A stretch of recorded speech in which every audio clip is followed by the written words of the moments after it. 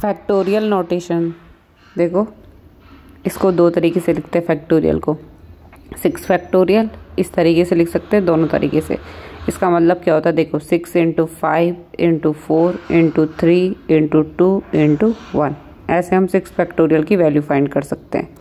पढ़ेंगे कैसे इसे, रीड एस फैक्टोरियल 6।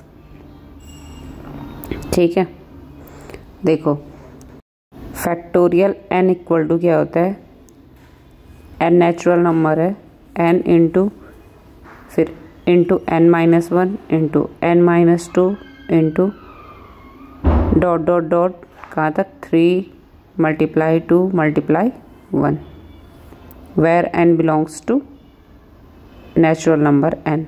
ठीक है, नेचुरल नंबर का ही हम फैक्टोरियल फाइंड कर सकते हैं।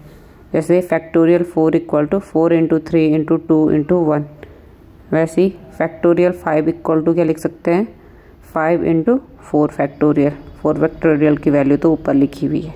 ठीक है, वैसे ही फैक्टोरियल n को कैसे रिप्रेजेंट कर सकते हैं हम, n इंटू फैक्टोरियल n-1।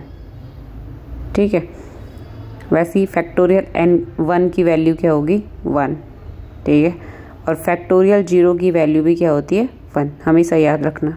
ठीक है, और एक चीज़ क्या होता है, m factorial plus n factorial does not equal to m plus n का फैक्टोरियल। देखो मीन्स एक एग्जांपल है हमारे पास, factorial 2 plus factorial 3 does not equal to 2 + 3 का फैक्टोरियल। देखो इन दोनों की वैल्यू इक्वल नहीं होगी, ये आएगा आपके पास 5 फैक्टोरियल और ये देखो अलग अलग सॉल्व होगा। 2 factorial 2 plus 3 factorial 6 does not equal to 5 factorial की वैल्यू क्या आ जाएगी, 120।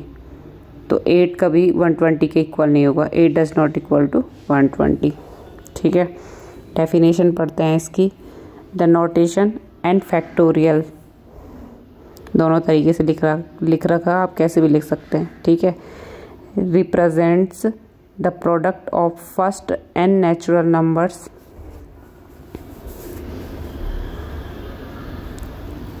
comma that is the product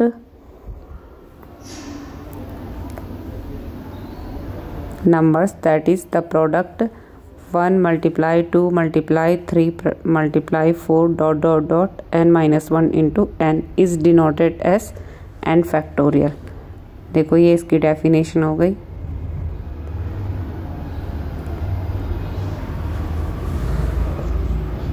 denoted as n factorial। ठीक है।